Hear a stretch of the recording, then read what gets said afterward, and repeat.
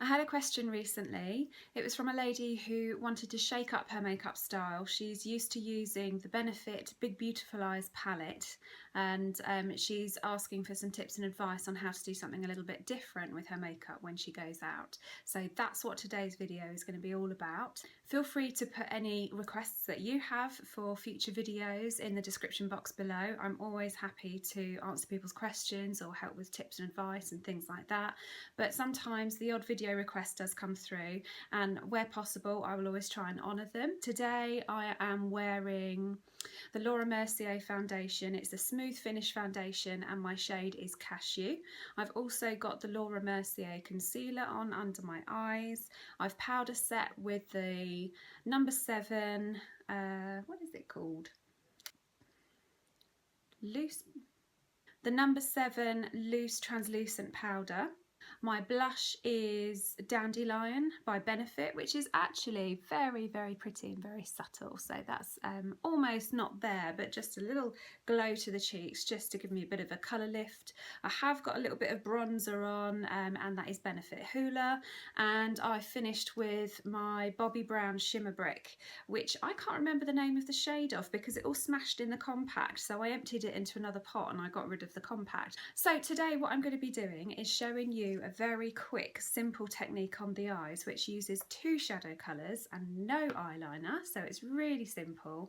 And this will be something you can do with a lot of the palettes that you may already have. Today I'm using the Urban Decay Naked palette. It's something that I've had for such a long time. It's the furry one, and it's really dusty and furry, so it's a bit of a shame that it's gone like that. So in here I've got such a good variety of shades. Some are matte, but the majority do tend to be metallic, and that's fine, or they've got like a light shimmer finish to them, which is absolutely fine. Comes with a little brush. I'm not going to be using that brush today because it's a little bit bigger than I'd like it to be for some of the techniques I'm going to show you.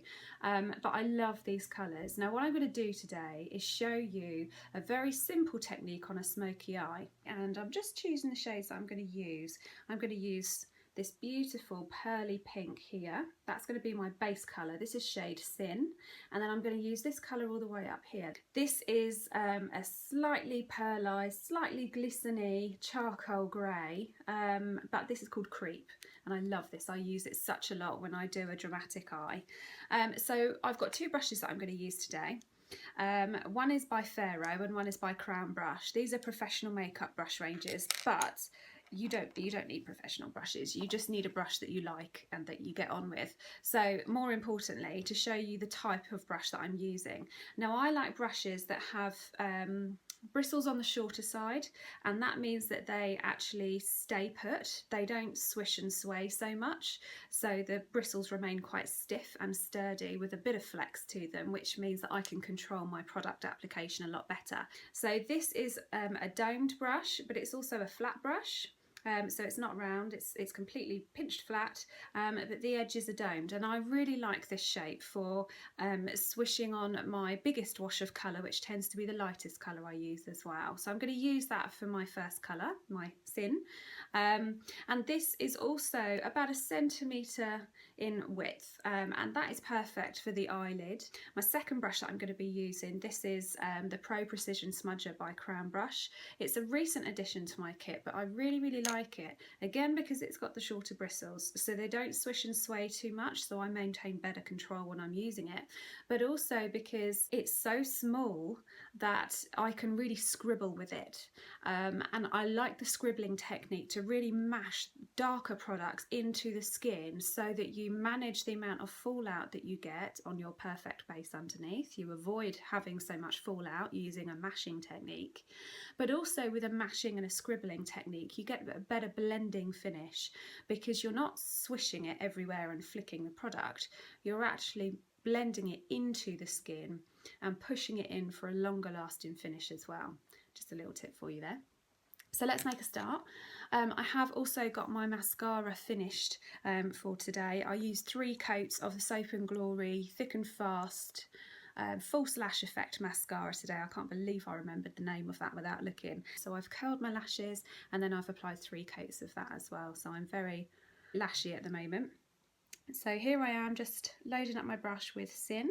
It's really important to tap off excess, because if you don't tap it off, it's going to fall down your face. And the way I apply that, if I just get my fringe out of the way, I'm going to apply it right up to the brow. There's a nice highlight on the brow as well, but I'm also going to take it right down to my lash line, so it's actually going to cover the whole eye area, and that's going to give my dark colour a better base to grip to as well, so it's going to help the lasting power.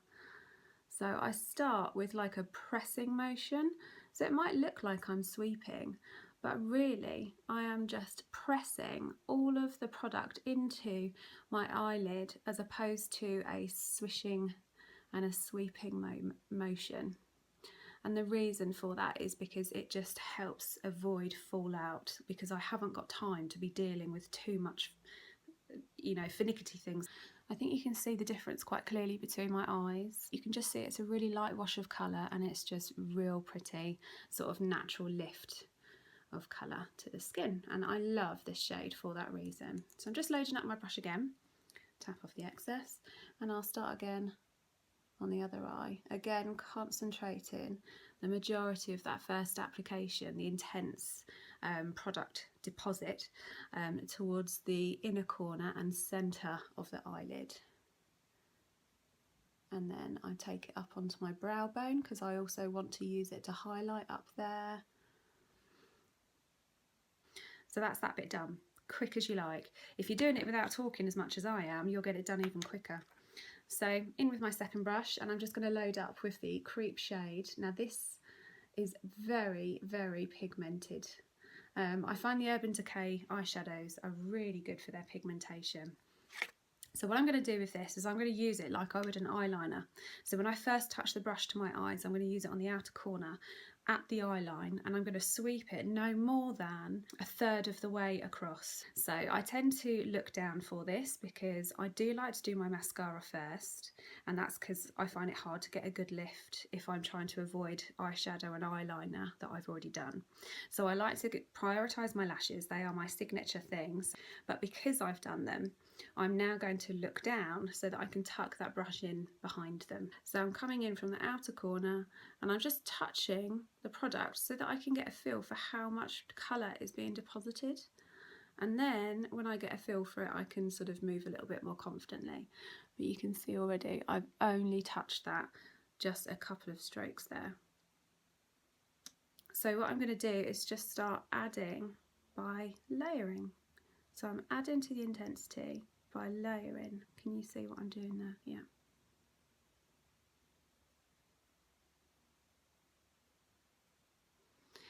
Now I have not even come in about a third of the way there. So now I'm going to start softening off that edge.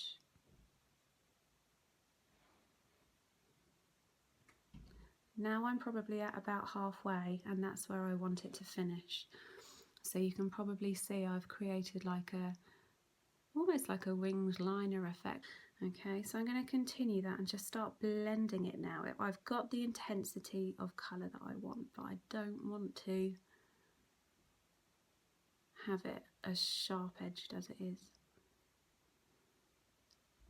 Now with the excess on my brush, I'm now going to start taking it under the eye for my lower lash line.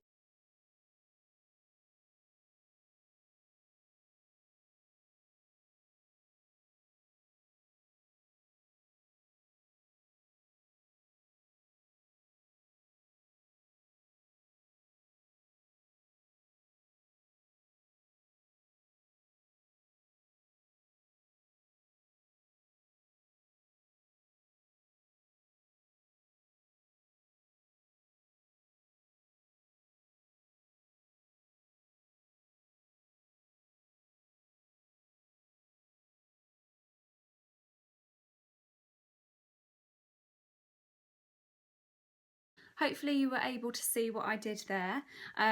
If I give you a close-up, I really have just used it like I would a winged liner. I've concentrated the colour about a third of the way in, but the actual finish of the colour is more like halfway, and that's because I've blended it to a tapered finish. What I was talking about earlier about going a third of the way in is where you apply the concentration of the product, so where your brush goes. Okay, so hopefully you could see what I've done is I've imagined that this lower lash line would continue up and out, and where it meets the crease of my eye, that's where the colour stops. So I would never take my colour up beyond where the crease of the eye is. You can just see that I've actually just created a really smudgy, blended, softened winged liner, but with my eyeshadow. If it was me, I might finish it off with a nice bold lip, although with a nude lip it looks beautiful as well. It's very Brigitte Bardot, it's almost a 60s kind of look, isn't it?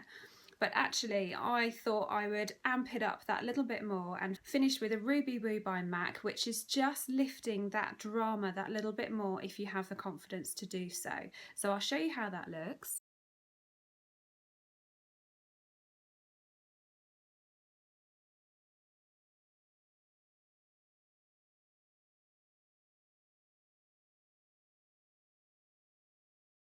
Okay, so that's the finished effect and it's very, very bold.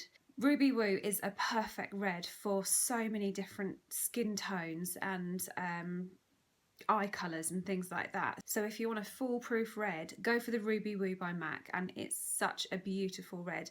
And it's not such a colour that you need to be worried about having perfectly white teeth as well, because I certainly don't have the most perfect white teeth, but this red is actually just a really perfect red for a lot of people. So I can certainly recommend it. It's a nice, comfortable, matte finish, and it lasts an awful long time as well.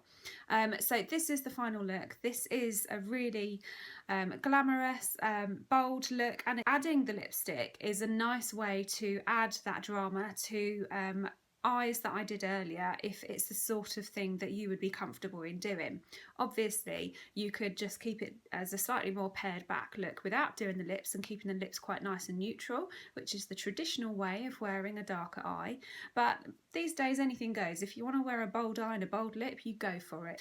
I hope you've enjoyed my video today. It's a very quick simple smoky eye with a bold lip, or without, whatever you prefer, but I hope that's helped you think about how you can apply a bold look in next to no time at all.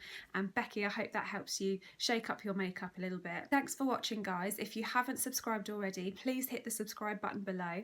Enter any comments or questions or requests for future videos that you may have. I'm always happy to help. Thanks for watching, guys. I hope you're well. Take care and I'll see you next time.